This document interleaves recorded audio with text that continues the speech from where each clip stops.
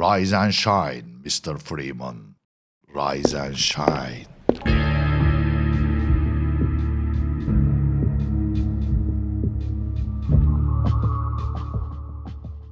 Bugün oyun dünyasının en tartışmalı karakterine, yani G-Man'e yakından bakacağız. Bu videoda Half-Life 3 çıkmadan hemen önce, ki çıkacağını umanlardanım, 3 oyunun hikayesini, yani buna Half-Life Alyx de dahil ve G-Man hakkındaki tuhaf teorileri konuşacağım. Olaya girmeden önce kanalım henüz yeni ve birçoğunuz beni eski Oyun Portal kanalından tanıyor olabilir. Eğer bu tarz videolardan hoşlanıyorsanız kanalıma abone olabilirsiniz. Neyse, kesiyorum bıdı bıdıyı ve konumuza direkt giriyorum. G-Man. Şu ana kadar bir sürü oyun karakteri hakkında bir sürü hikaye duymuşsunuzdur. Ben de öyle ama bu lanet olası G-Man kadar gizemli başka bir oyun karakteri hatırlamıyorum. Buna en az 35 yıllık oyuncu deneyimimi de hesaba katarsanız cidden bu gerçekten büyük bir olay. Yani oyun tüm hikayeyi size oynarken veriyor. Ama bu herif hakkında gerçekten elle tutulur hiçbir şey yok. Sürekli bir gizem, sürekli etrafımızda bizi izlediğini bilmemizin getirdiği o rahatsız edici his.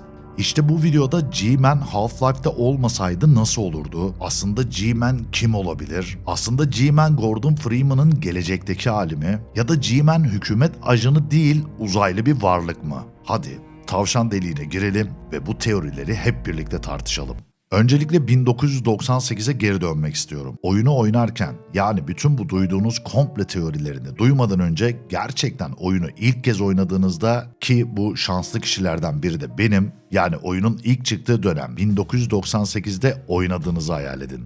İnternet çok fazla gelişmiş değil, oyun daha bilinmiyor, zihniniz kel bir adamın kafası gibi tertemiz, ayna gibi.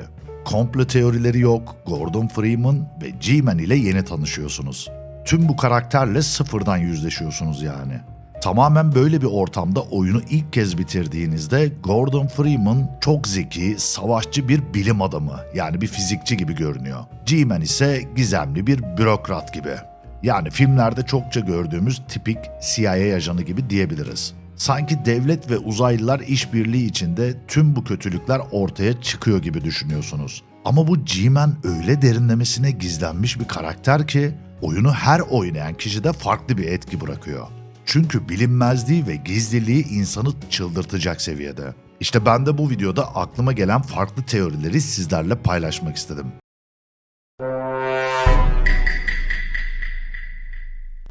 G-Man aslında bir hükümet ajanı değil, bir uzaylı yaratık. Bu teorinin gerçekten çok mantıklı, elle tutulur bir tarafı da var. Çünkü G-Man'in konuşma tarzı insansı özellikler taşımıyor gibi. Şu konuşmaya bir baksanıza. And all the effort in the world would have gone to waste until, well, let's just say your hour has come again. Aslında evet, işini çok iyi yapan bir CIA ajanının konuşması bu şekilde olabilir değil mi? Yani duygularını gizlemeyi çok iyi başaran bir ajan. Genelde ajanlar bu tip şeyler için eğitim alırlar. Duygularını asla karşı tarafa belli etmezler. Ama G-Man'in aslında uzaylı bir varlık olduğunu düşünmemizin en büyük nedenlerinden biri sadece bu ruhsuz konuşması değil. Aynı zamanda G-Man'in fiziksel normlara bağlı olmayan hareketleri de var. You were to take matters into your own hands.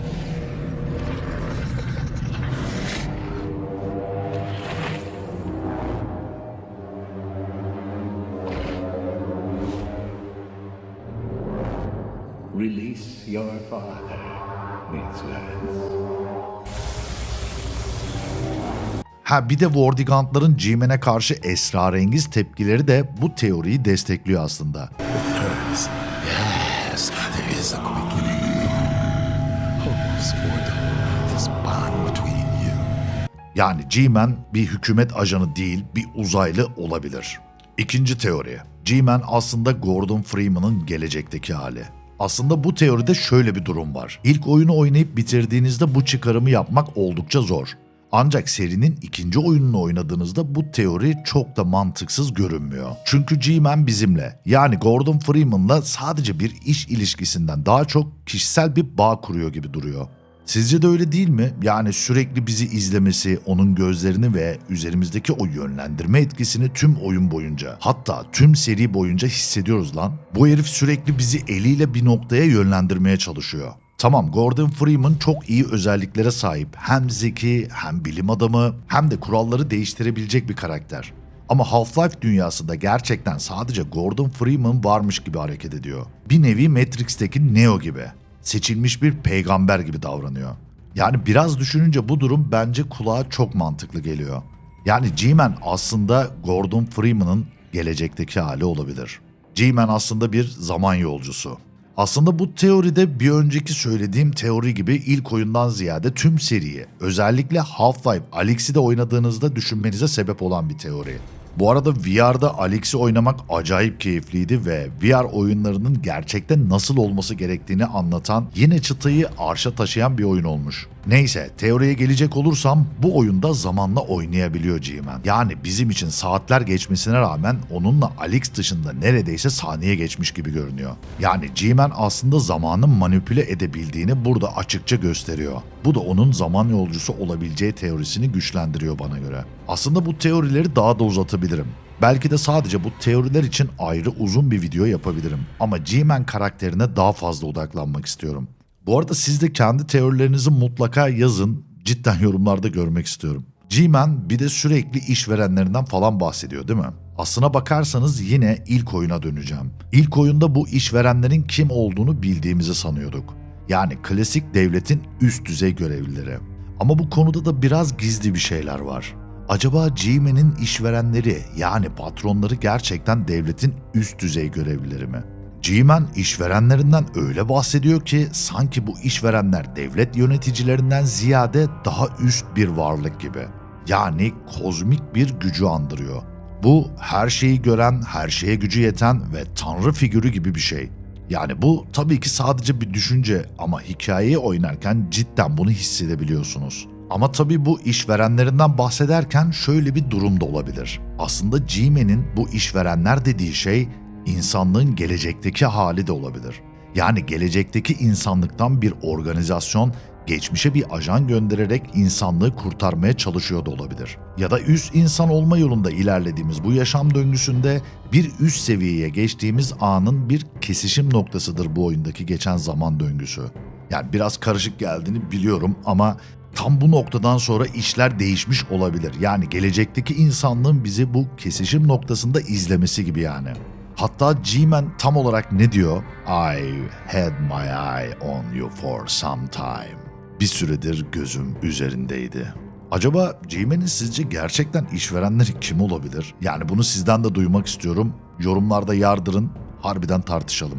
Aslında daha da çılgın bir şey söyleyeceğim. Gordon Freeman'ın G-Man için pek de bir önemi de olmayabilir.